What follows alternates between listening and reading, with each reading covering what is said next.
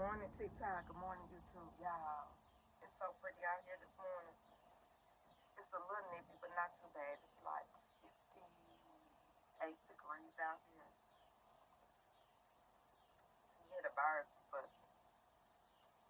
But I went to the shop yesterday, y'all, and they were talking about, of course, we talked about Trump, and all the dirt he's doing and the shutdown you know, and the things and the things. But it was a millennial in there, and she was talking about how with the girls not getting their stamps, she doesn't feel bad for them. With the girls not getting any help with their housing, she doesn't feel bad for them.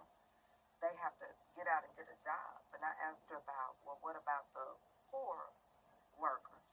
Because majority of those on Section 8, the majority that get food stamps, they said Walmart has over three-fourths of their workforce that get food stamps. So they go to work every day, full-time jobs. So what about those? And then she was like, well, they shouldn't have had so many babies. I was like, well, what about if the cost of living was reasonable when they had their babies? And then the cost of living outranked their what they make, their salary. What about that? What about if they're a widow? What about if they was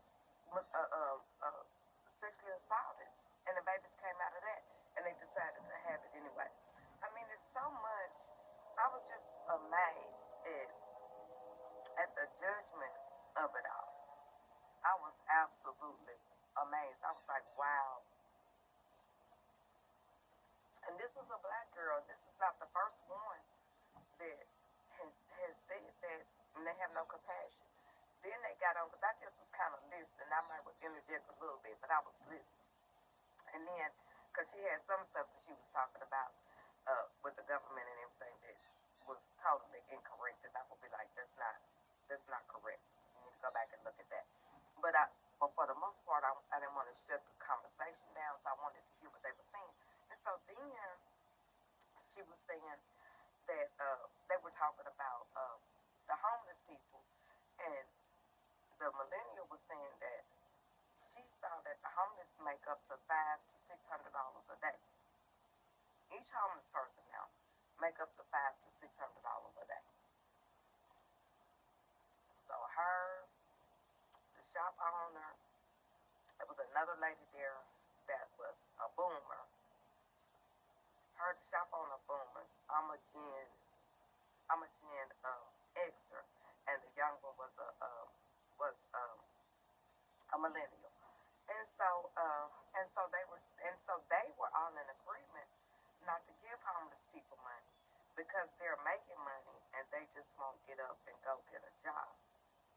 But it's more to it than that. My oldest son, I told y'all, suffers with addiction, and I took him to the doctor yesterday. I had to drop him off because I had to take my granddaughter somewhere. So I had to drop him off because he was having an asthma attack.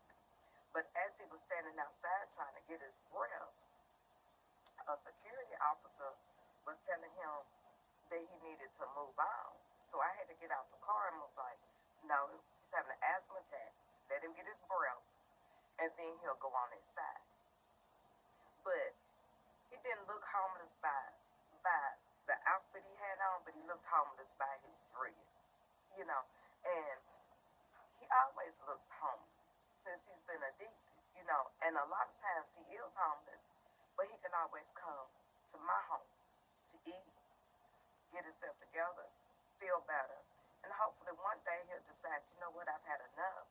Let me get myself cleaned up. He has started making steps to start getting the Suboxone. But even with the Suboxone, I have to pay for the clinic because he doesn't have insurance. I have to pay for the clinic because we no longer have Medicaid, Medicare, anything like that because they said these people don't matter. So I have to pay for the clinic, and then I also have to pay for his Suboxone. That's out of pocket. That's like maybe around $600 a month. I've already calculated it up. So I've already made the payment, but he hadn't made it to the clinic yet. So we're waiting to see.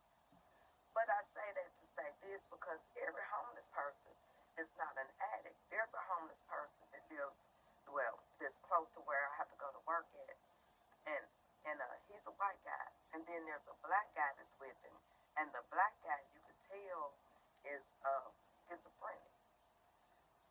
how they hooked up. Not like a couple, but I don't know how they hooked up. But the white guy takes care of the black guy, so he goes on there and he panhandles the money, while the black one is just sitting in the chair eating and drinking fast food and stuff.